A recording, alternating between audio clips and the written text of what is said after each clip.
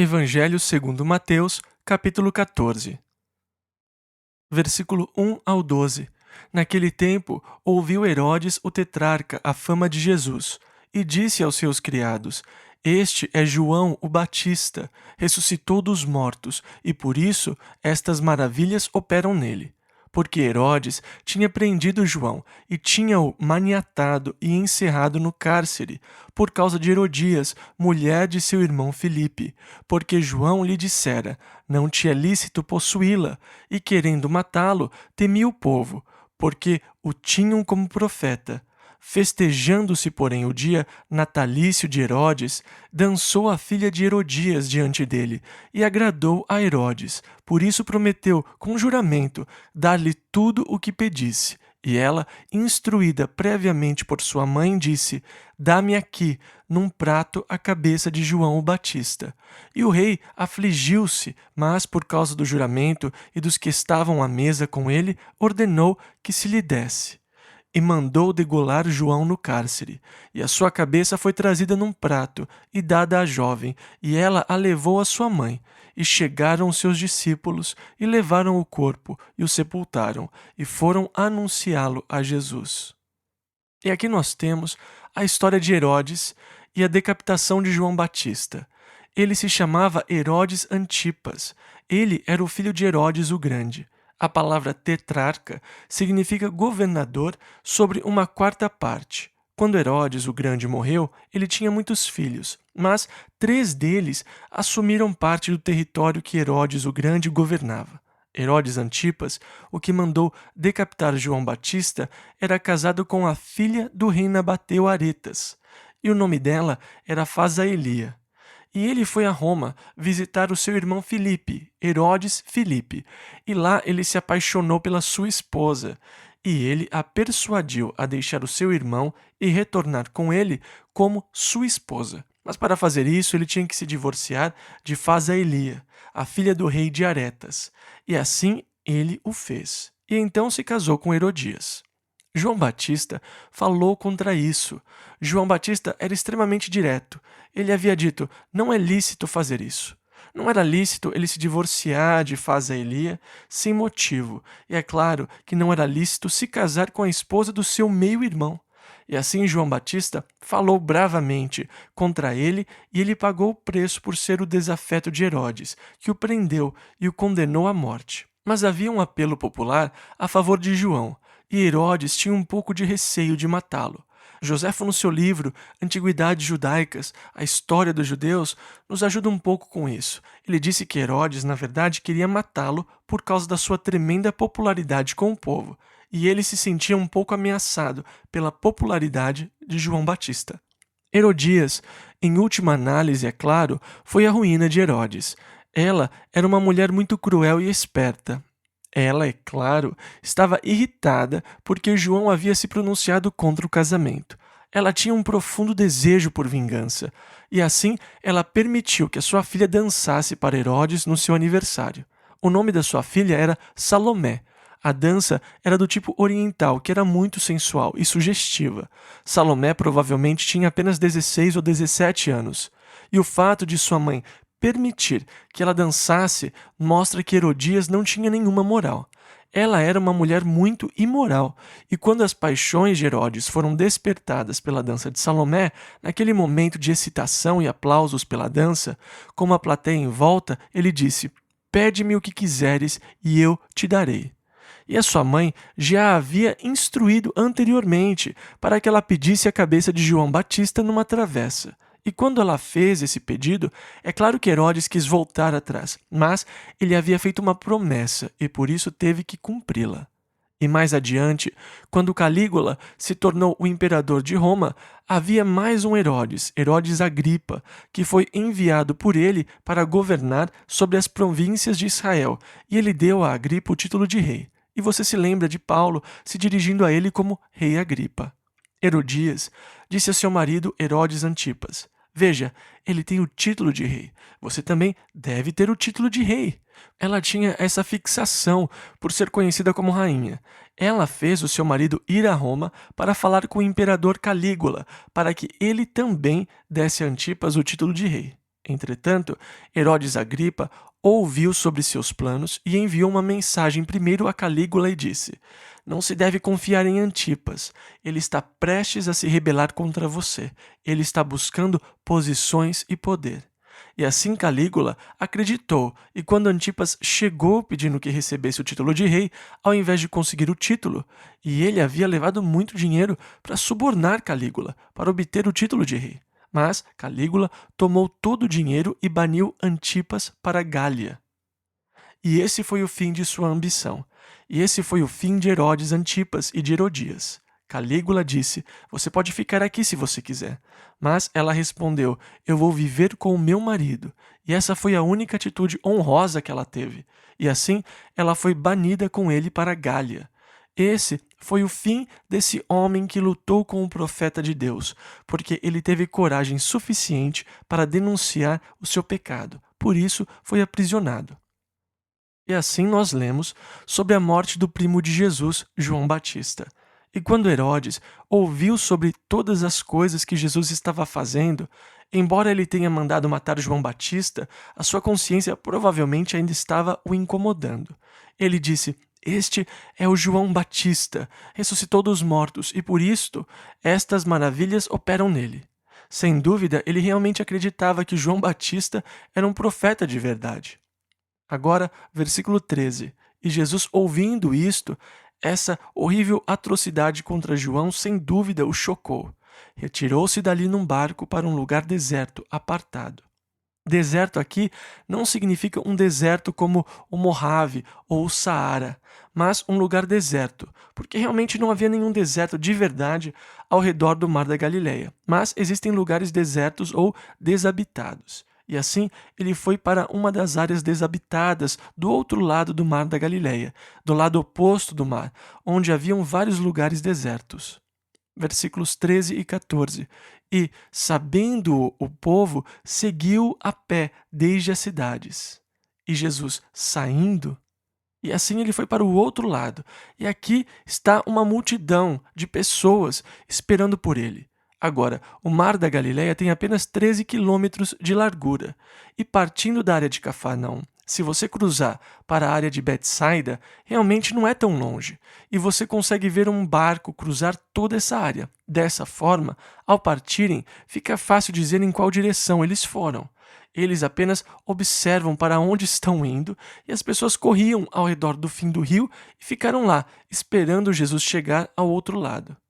Isso deve ter sido difícil.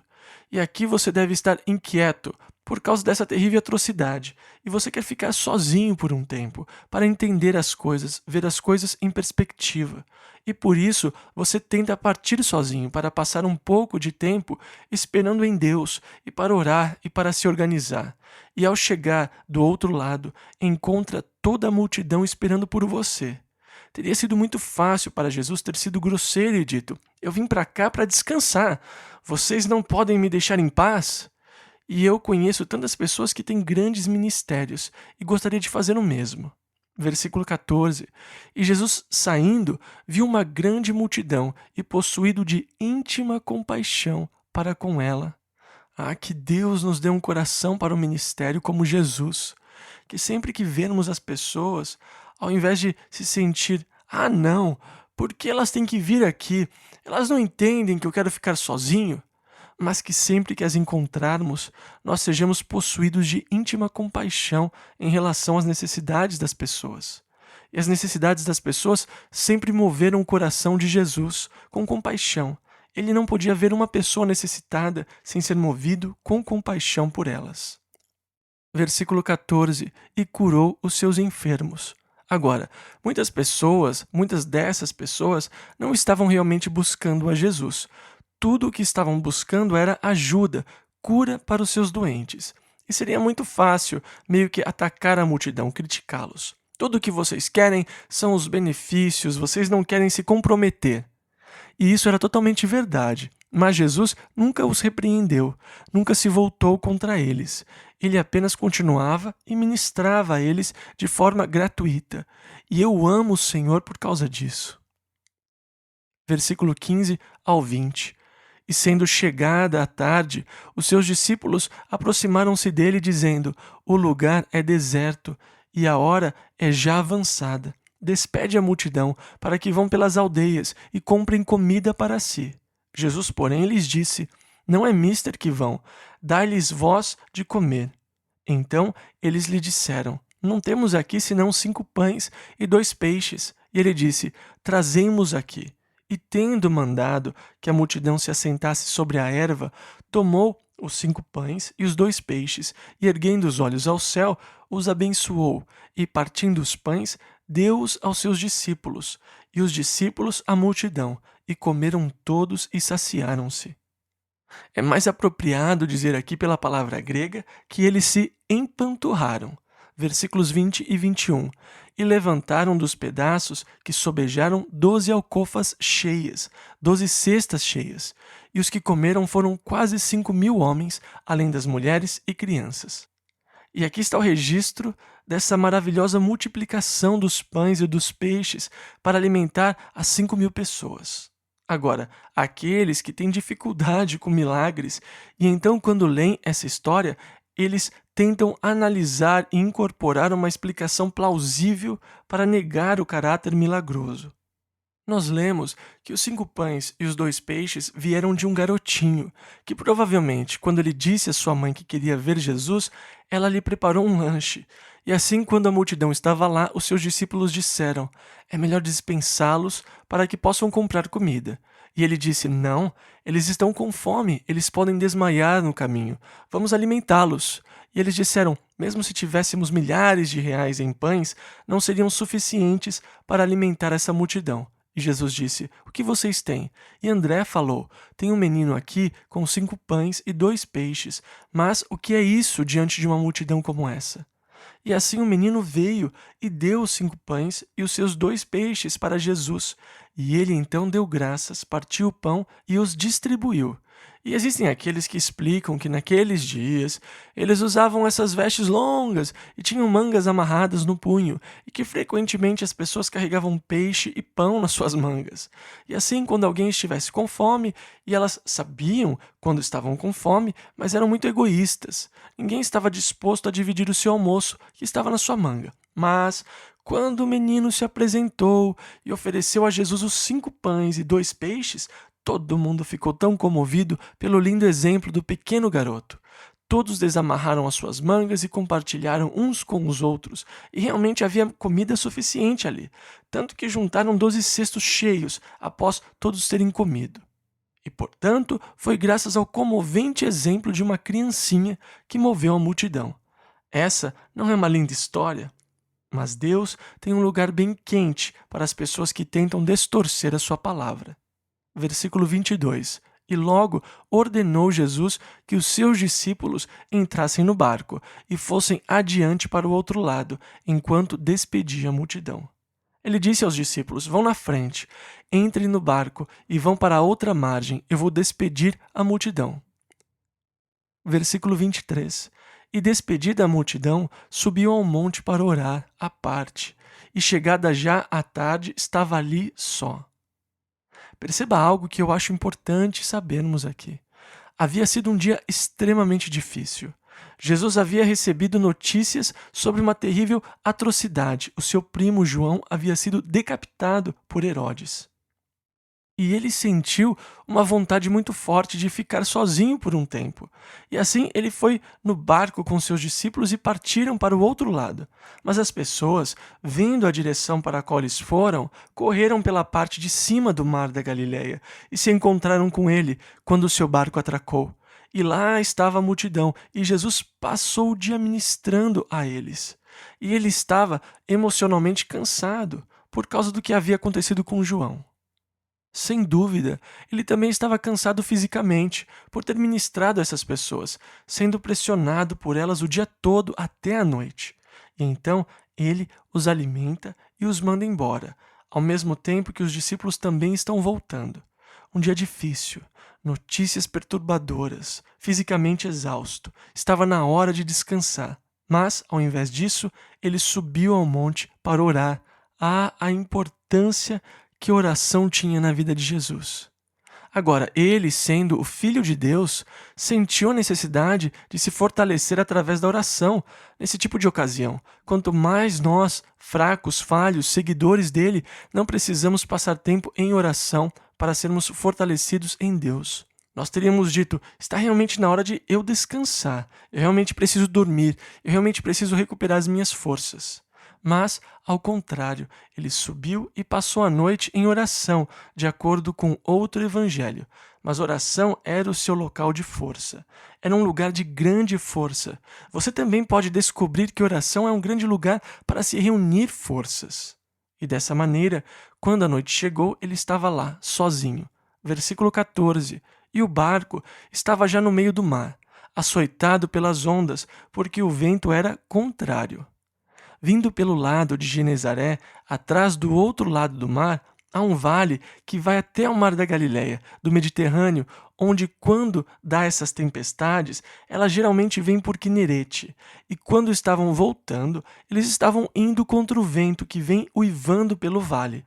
E assim os discípulos estavam encarando essa tarefa cansativa de tentar remar contra o vento e contra as ondas, porque estavam voltando na direção de Cafarnaum. Eles estavam no meio do mar e estavam sendo jogados pelas ondas, porque o vento vinha na direção do Mediterrâneo. Versículo 25 ao 31. Mas, à quarta vigília da noite, dirigiu-se Jesus para eles, andando por cima do mar. E isso já era quase de manhã.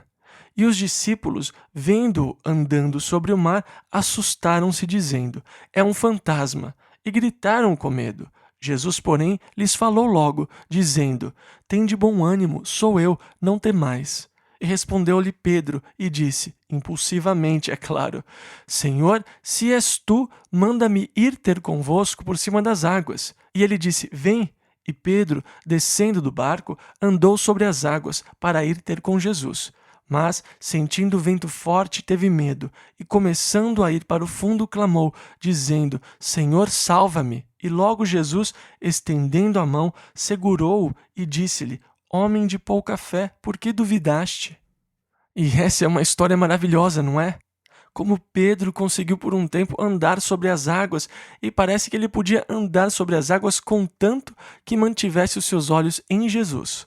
Mas, de repente, talvez por causa do quebrar das ondas, jogando água sobre o seu rosto, ele olhou ao seu redor, se perguntando, o que eu estou fazendo aqui? E então ele começou a afundar. Senhor, me salva! Eu quase que consigo ouvir Jesus rindo baixinho ao dizer, ah, homem de pequena fé, o que aconteceu com você? Você começou bem. O que aconteceu com você, Pedro? Homem de pequena fé. Eu acredito que a lição aqui é manter os nossos olhos fitos no Senhor. Eu acho que isso é muito importante para nós. É tão fácil para nós olharmos para as nossas circunstâncias e começamos a olhar ao redor para as ondas impiedosas. Nós começamos a olhar para os nossos problemas, começamos a olhar para as nossas situações e então começamos a afundar. Porque cada um de nós se depara com situações diárias que realmente podem nos afundar se ficarmos presos a elas. Nós precisamos manter os nossos olhos no Senhor, que é o mestre sobre o mar, sobre as ondas, sobre os ventos. E olhando para Jesus, ele foi capaz de caminhar sobre as águas. Mas, ao tirar os olhos de Jesus e olhar para as ondas, ele começou a afundar. De uma certa forma, enquanto os nossos olhos estiverem em Jesus, nós podemos andar sobre as águas. Agora, é ótimo ver que quando Pedro começou a afundar, ele sabia muito bem por quem chamar. Senhor, salva-me! E eu já passei por isso. Quantas vezes eu já não gritei, Senhor, me salva! E a graça de Jesus, homem de pequena fé, por que você duvidou, Pedro? Você estava indo bem. Versículos 32 e 33. E quando subiram para o barco, acalmou o vento. Então aproximaram-se os que estavam no barco e adoraram-no, dizendo, És verdadeiramente o Filho de Deus.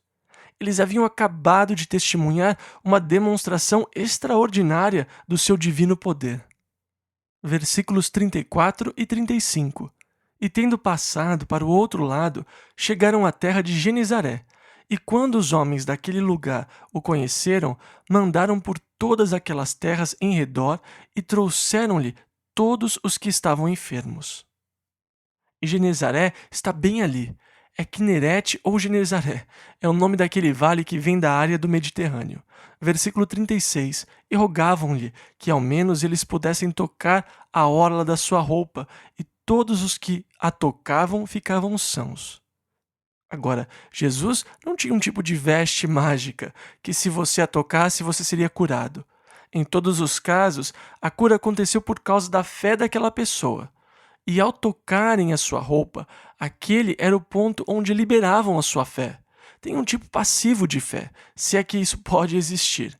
Crendo que Deus pode fazê-lo, sabendo que Deus pode sim fazê-lo, estando plenamente convencido e seguro que Ele pode fazê-lo. E eu acho que nós todos provavelmente pertencemos a essa categoria dos que acreditam em Deus. Nós sabemos que Deus pode fazer qualquer coisa.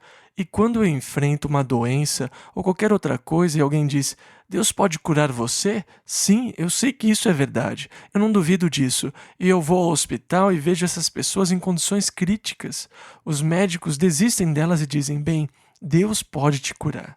E eu creio nisso. Eu creio que Deus pode fazer qualquer coisa, mas há algo para ativar aquela fé de modo que não estava antes. E assim eu acredito que isso possa curar você. Mas eu acredito que Deus vai curar você agora, no momento que a fé é ativada para receber o toque ou a cura de Deus. E eu acredito que, ao tocarem a orla da sua roupa, criou-se um ponto de contato para que aquelas pessoas liberassem a sua fé. Em outras palavras, nas suas mentes, elas estavam dizendo: eu sei que no momento que eu tocar a orla da sua roupa, eu serei curado. E isso é o que estava na mente dessas pessoas no momento que conseguiram tocar a orla da sua roupa. Elas liberaram a fé e não era mais passiva. Eu sei que Deus pode me curar. Eu sei que Deus vai me curar. E naquele momento, liberaram a sua fé e foram curadas. Havia muitas coisas no Novo Testamento que constituíam pontos de contato para a liberação da fé. E Jesus realmente estabeleceu mais ou menos pontos de contato em diversas ocasiões. Quando ele pôs lama nos olhos do cego e disse: vai, lava-te no tanque de Siloé, que significa o enviado. Foi, pois, e lavou-se e voltou vendo. O homem acreditava que no minuto que ele lavasse a lama, ele enxergaria, e isso foi um ponto de contato para a liberação da sua fé. No Velho Testamento, quando o profeta Eliseu disse a Naamã para mergulhar 7 vezes no Rio Jordão e depois do 7º mergulho ele estaria curado, esse foi um ponto de contato para a liberação da fé. No livro de Atos, eles enviavam os lenços de Paulo e seus aventais e eram colocados sobre os doentes e eles eram curados. Pedro, quando estava passando pela rua, as pessoas colocavam os doentes no caminho para que a sombra dele os tocasse, estabelecendo um ponto de contato.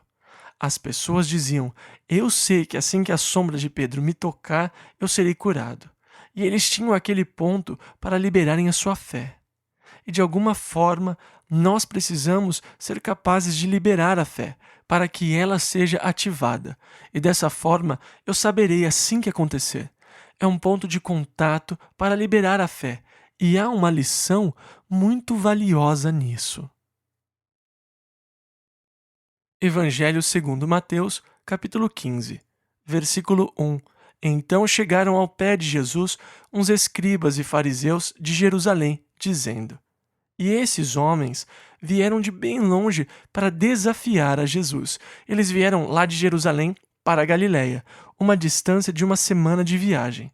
Assim, eles foram a Galiléia e disseram, versículo 2, por que transgridem os teus discípulos a tradição dos anciãos?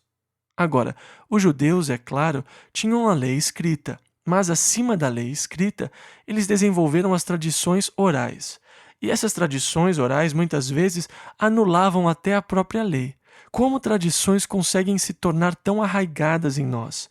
Elas são muito mais difíceis de se quebrar do que qualquer outra coisa. E Jesus não se moldava às tradições.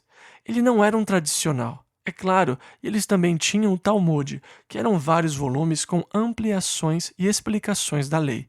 E nele havia muitas, mas muitas tradições. Por que transgridem os teus discípulos a tradição dos anciãos? Versículo 2. pois não lavam as mãos quando comem pão.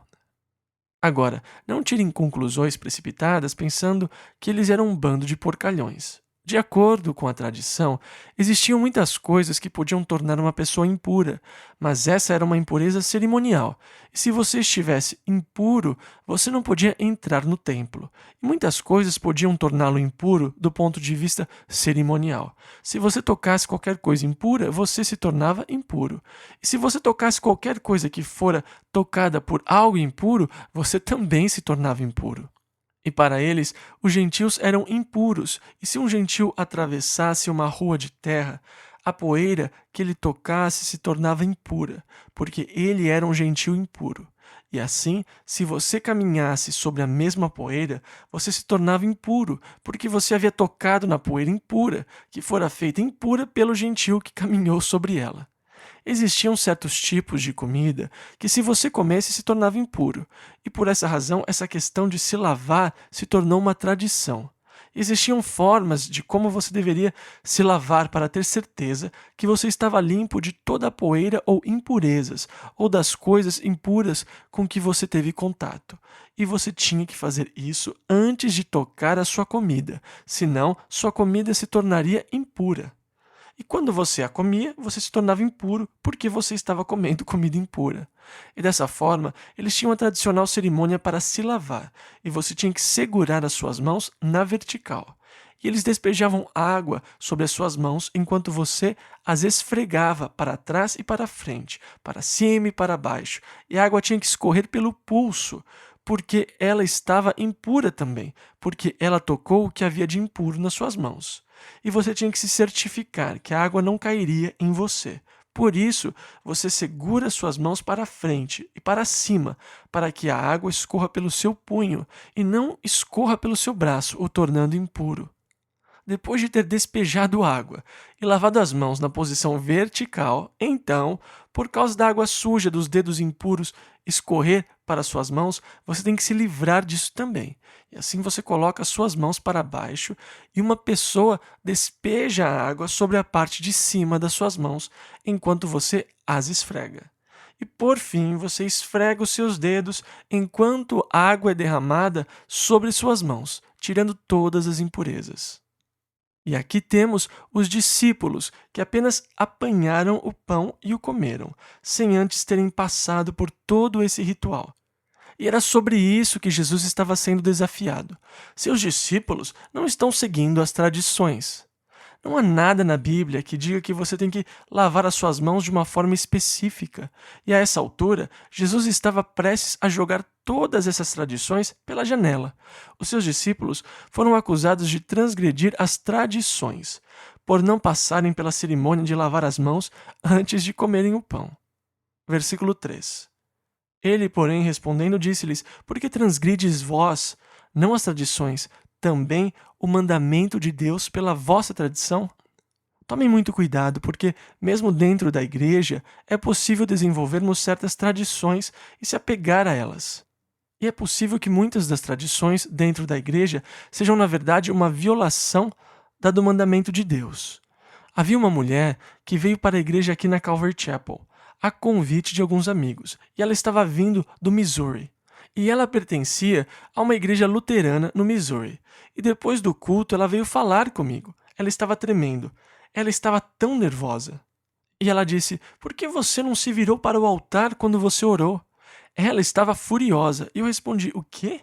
E ela disse: Quando você orou, você não se virou e olhou para o altar. Por que você não fez isso?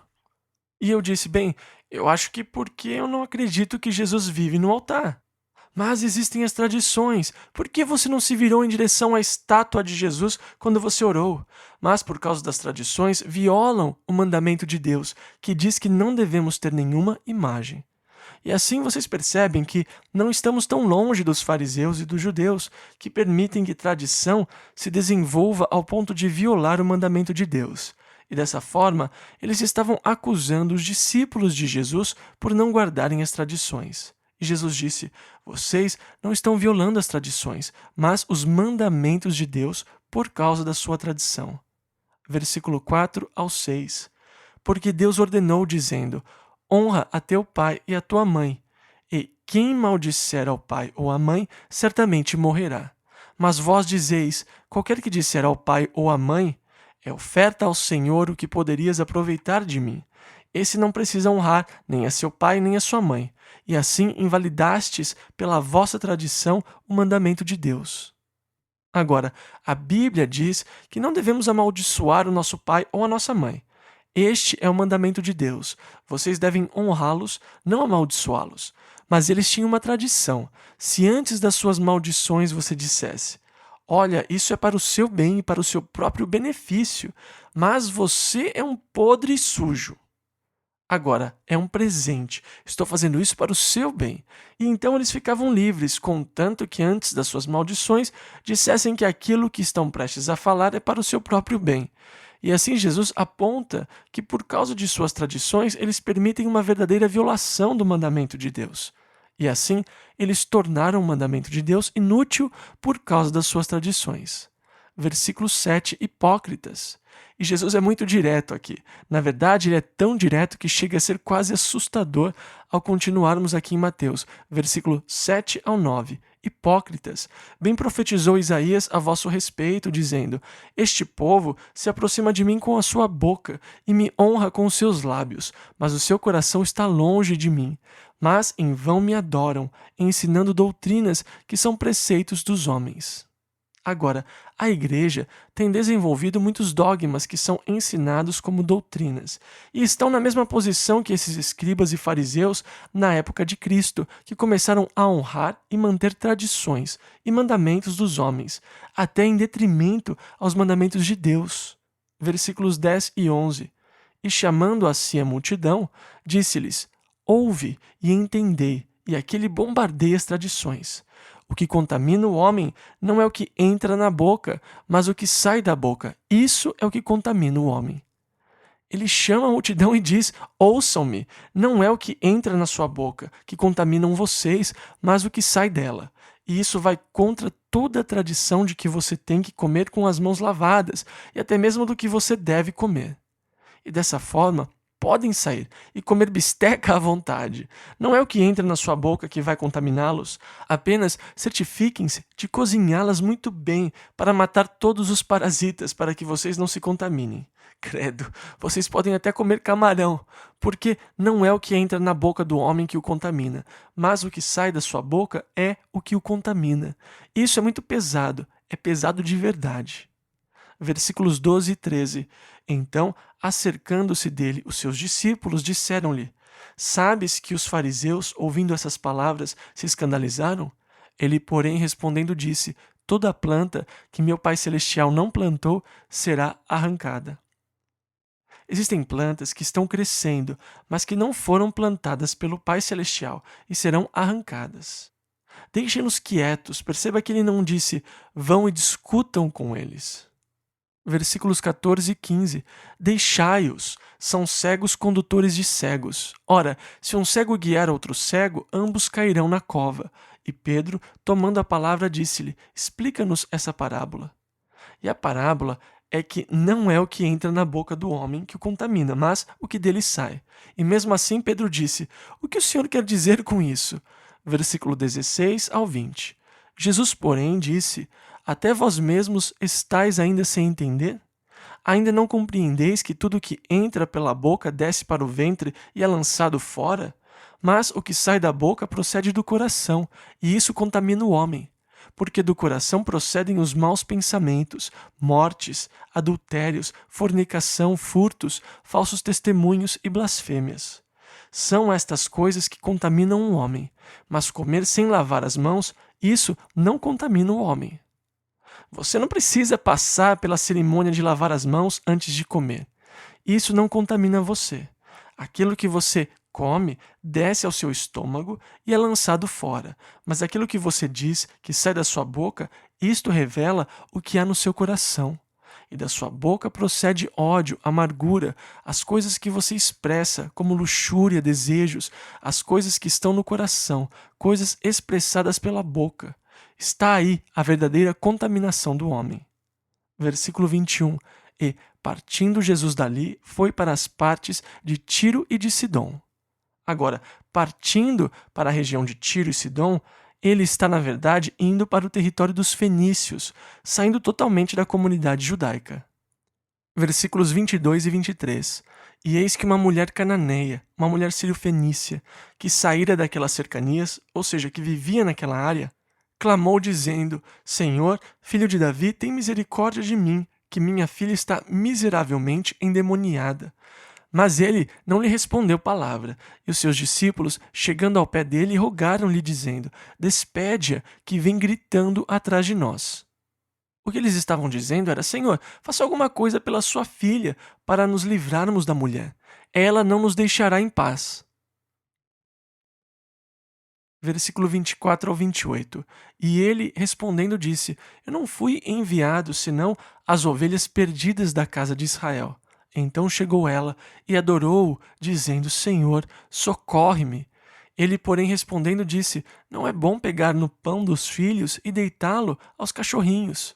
E ela disse: Sim, Senhor, mas também os cachorrinhos comem das migalhas que caem da mesa dos seus senhores. E então respondeu Jesus e disse-lhe: Ó mulher, grande é a tua fé. Seja isso feito para contigo como tu desejas. E desde aquela hora sua filha ficou sã. E ao lermos o texto traduzido, nós temos dificuldades, né? Dificuldade de entender Jesus tratando uma mulher de forma um tanto quanto fria. Quase que um insulto. Mas vamos atentar para alguns pontos. Número 1. Jesus, desde o começo, sabia que ele iria curar a filha. Ele sabe de todas as coisas. A Bíblia diz que ninguém precisava confessar nada para Jesus porque ele conhece a todos. Ele sabe o que há dentro dos homens. Ele sabia o que havia no coração dessa mulher. Ele conhecia a fé que ela tinha e ele estava extraindo habilmente dela essa grande expressão de fé que ela tinha. E a sua primeira atitude foi a de ignorá-la. E devido ao aparente silêncio de Jesus, ela persistiu, até que os discípulos ficaram muito incomodados com ela. Eles disseram: Senhor, por que o Senhor não fala logo com ela? Ela é uma chateação. E Jesus disse: Olha, eu fui apenas enviado às ovelhas perdidas da casa de Israel.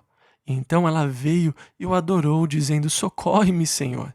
E Jesus continuou a extrair a sua fé, dizendo: Não é certo, né? Tirar o pão dos filhos, que são os filhos de Israel, os beneficiados pela cura que ele trouxe sobre eles.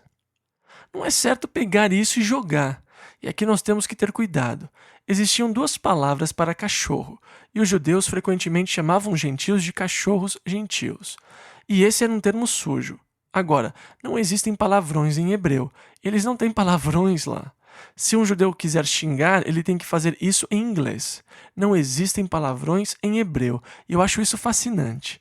Mas a coisa mais suja que eles podem falar para uma pessoa é chamá-la de cão.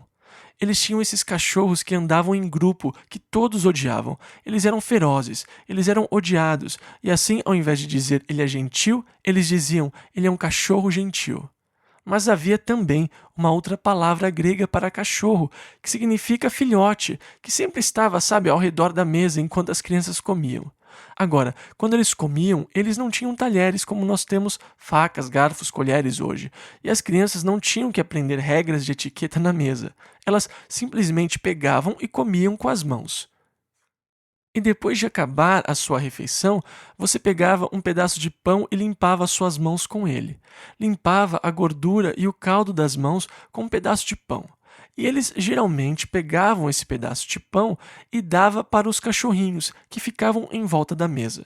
E assim, essa era uma ilustração muito comum na cabeça das pessoas quando Jesus disse: Não é certo tirar o pão das crianças e lançá-lo aos cachorrinhos. E ela disse: Sim, Senhor, mas também os cachorrinhos comem das migalhas que caem da mesa dos seus senhores. Jesus disse: Grande é a sua fé. Foi fé que venceu o silêncio de Jesus. Foi fé que venceu a aparente relutância de Jesus. Foi a fé que venceu. Essa mãe estava desesperada. Algumas de vocês, mães, têm filhas desobedientes. Agora, provavelmente nenhuma de vocês iria tão longe em dizer que elas estão endemoniadas. E ela foi a Jesus e a sua fé triunfou. Ouça, venha para Jesus, não vá embora até que você tenha recebido. Ela não ia embora de jeito nenhum até que tivesse recebido ajuda. E Jesus respondeu e disse a ela: Mulher, grande é a sua fé. E o interessante é que ele também falou isso para o centurião romano e agora para essa mulher sírio-fenícia. Versículo 29 ao 39. Partindo Jesus dali, chegou ao pé do mar da Galileia, e subindo a um monte, assentou-se lá.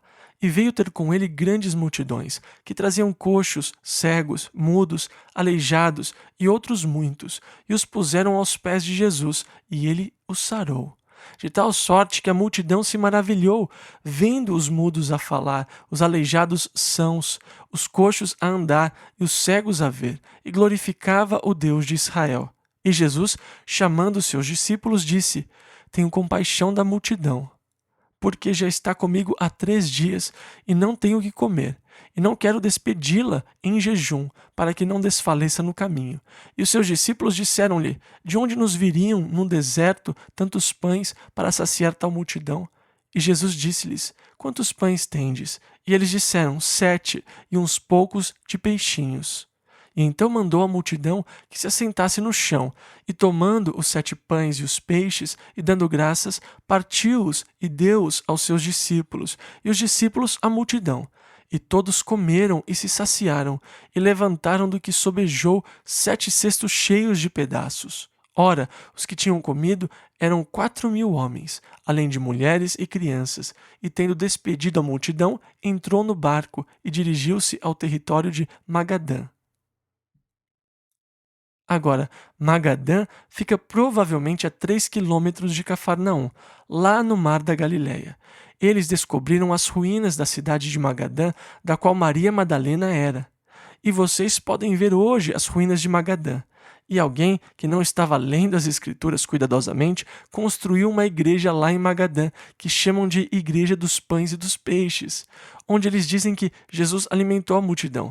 Mas perceba que ele não foi para lá até ter alimentado a multidão nas montanhas. Mas é conveniente para os ônibus de turismo, né?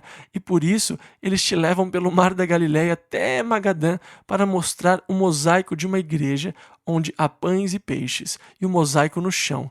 E eles juram que foi ali que tudo aconteceu.